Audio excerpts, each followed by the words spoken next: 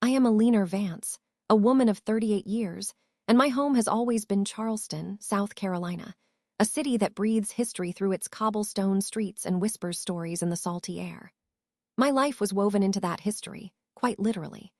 I owned a small but highly respected business called Heirloom Stitches, where I meticulously restored antique textiles, bringing fragile lace, faded tapestries, and delicate embroidered silks back to life.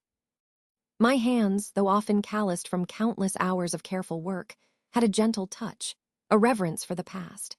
People trusted me with their family legacies, with pieces sometimes hundreds of years old, knowing I understood not just the threads, but the stories they held. My shop was nestled on a quiet side street, filled with the scent of aged fabric and the quiet hum of concentration, a sanctuary where I felt deeply connected to my calling. I found immense satisfaction in preserving beauty, in ensuring these pieces could continue to tell their tales for generations more. This quiet contentment was my world, a world I had built with passion and dedication. But then, Celeste entered my life. She was my apprentice, a young woman fresh out of design school, with a bright smile and an eagerness that I mistook for genuine devotion. I saw in her a spark, a raw talent, and I poured all my knowledge into her, teaching her the nuanced art of restoration, the subtle chemistry of dyes, the almost surgical precision required to mend a tear without leaving a trace. I shared my unique techniques, my network of suppliers, even my closely guarded list of private clients, believing I was nurturing a successor, a kindred spirit. We worked side by side for nearly 3 years, and I considered her not just a colleague, but a friend, almost family. The problem began when a truly exceptional collection arrived at my shop, a set of incredibly rare, museum-quality 18th century French lace pieces, valued in the millions. These were not just textiles. They were historical documents, intricate works of art, entrusted to me by a renowned museum for their most delicate and painstaking restoration. The moment I laid eyes on them, I felt an almost sacred responsibility. Celeste was equally mesmerized, her eyes glinting with an intensity I now recognize as avarice. One morning, I arrived at Heirloom Stitches to find the display case shattered, the alarm system strangely deactivated, and the entire priceless lace collection gone. Worse, a carefully staged scene implicated me. There were forged documents, cleverly planted, suggesting I had embezzled funds, selling the pieces off on the black market and leaving behind fakes.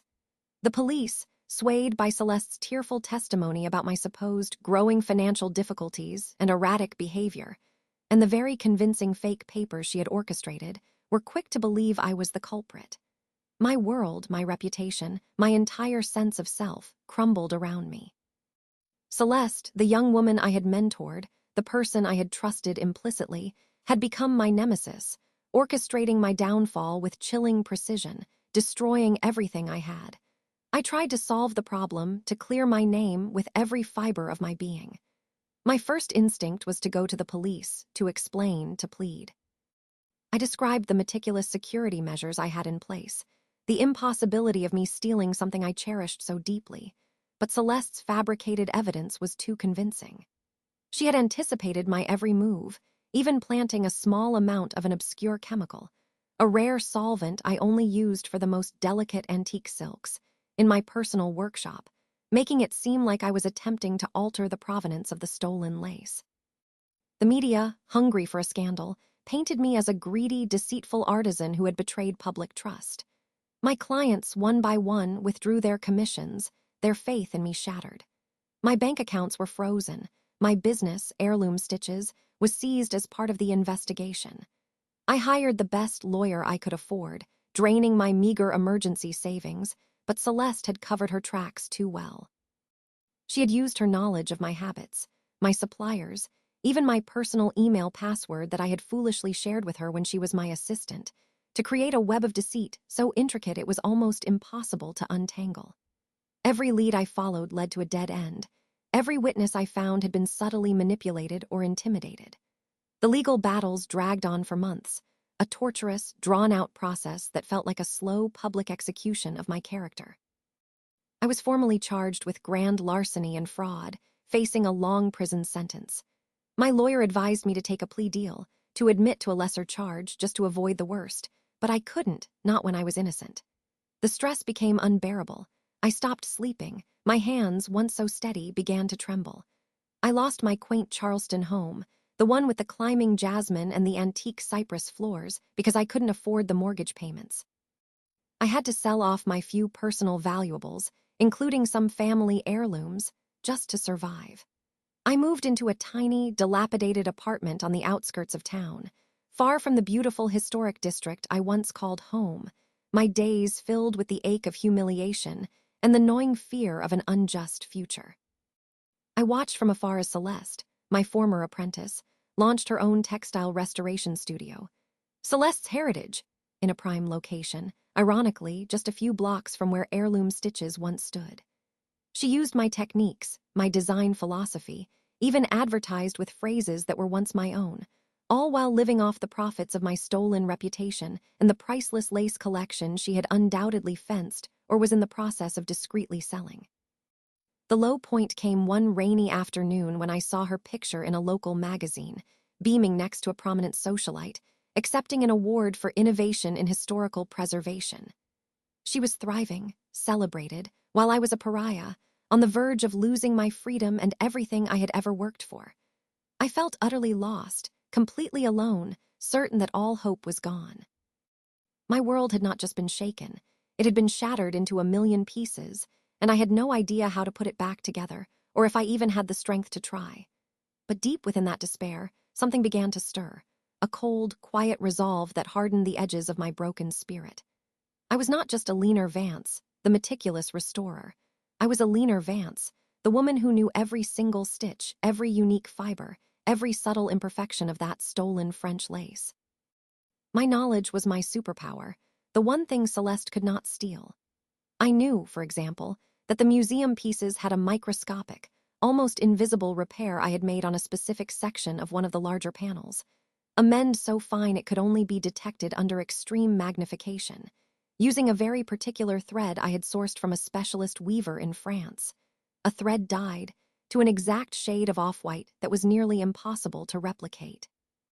This was my secret, my signature, something Celeste would never have known to look for or could ever recreate. I began to spend my days in the public library, not looking for legal loopholes, but for whispers, for clues in art journals, auction house catalogs, anything that might point to the lace's reappearance. I knew Celeste couldn't just keep them hidden forever. She was too ambitious, too eager for recognition, and the financial gain would eventually tempt her. My hunch proved right when I stumbled upon an obscure announcement for a private, high-profile charity auction hosted by a shadowy consortium of collectors, set to take place in a month's time. The catalog mentioned a newly discovered collection of 18th-century French lace, believed to be from a previously uncatalogued private estate, with a small, blurry photograph. My heart pounded. Even through the grainy image, I recognized the distinct pattern, the unique density of the weave.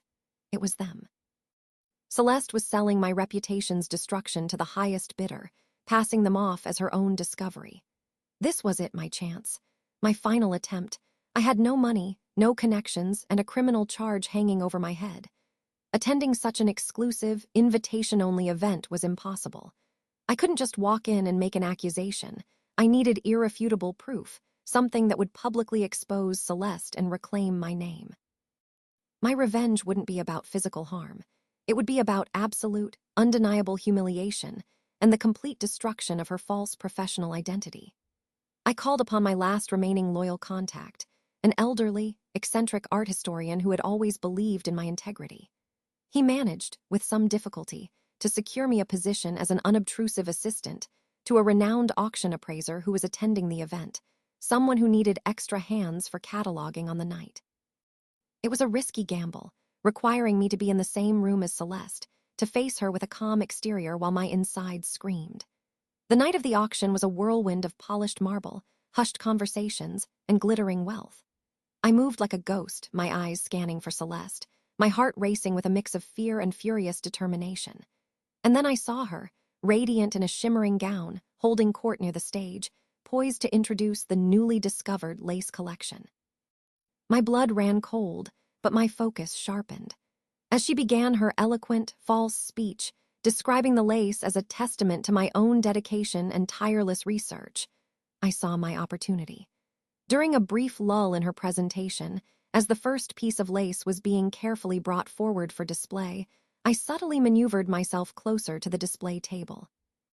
My hands, despite their tremor, were steady as I exchanged a genuine, slightly damaged pair of opera glasses from my appraiser's kit with a pristine, identical pair of glasses Celeste had carelessly left on a nearby side table. I had, weeks before, carefully modified my own opera glasses, installing a micro-LED light and a high-magnification lens capable of revealing the tiniest detail. When Celeste held up the first panel of lace for the crowd to admire, I made my move.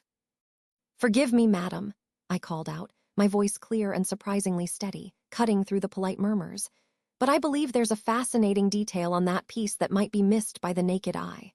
Perhaps a closer inspection would be warranted."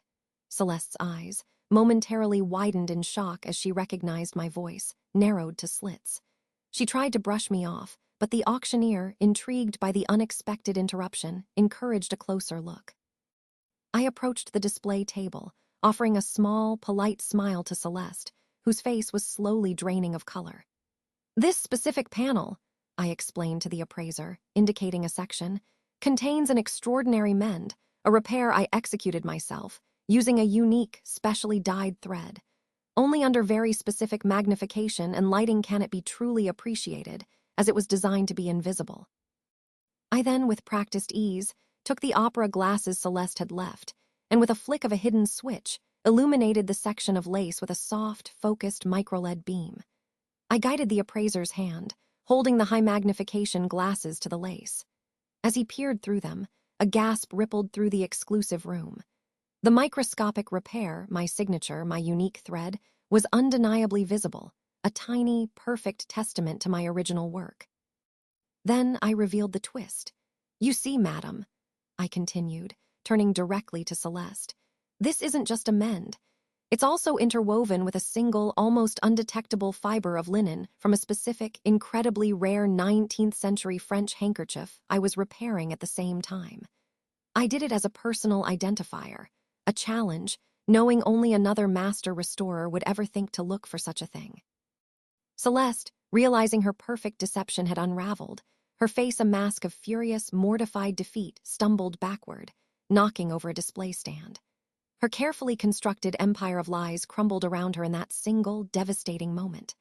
The room erupted in whispers, then shouts, as the appraiser and other experts confirmed my claims. The consortium immediately halted the auction, and the police, alerted by the unfolding drama, quickly moved in to question Celeste. The stolen lace was recovered, its provenance undeniable. The consequences for Celeste were swift and poetic. Her Celeste's Heritage studio was raided, her other illicit dealings discovered, and she faced not only the charges of fraud and grand larceny I had once faced, but additional charges for forgery and theft on a much larger scale. Her name, once synonymous with elegance and innovation, became a byword for deceit and ambition run amok. In the aftermath, the museum publicly apologized to me, not just for the misjudgment, but for the profound injustice. My name was cleared, my reputation not just restored, but elevated, bathed in the light of my unwavering integrity. I didn't rebuild heirloom stitches immediately. Instead, I took some time, a much-needed period of quiet reflection. The experience had changed me, sharpened my senses, and deepened my appreciation for authenticity, both in textiles and in people. I received a significant settlement, not just for the damages to my business and my reputation, but as compensation for the ordeal. With that, and with the museum's enthusiastic backing, I started a new venture. The Weaver's Truth, a foundation dedicated to the authentication and ethical preservation of historical textiles, and to mentoring young artisans in the ethical practices of the craft. My small, beautiful shop in Charleston was reopened, but with a new purpose, serving as a hub for my foundation's work and a space for teaching.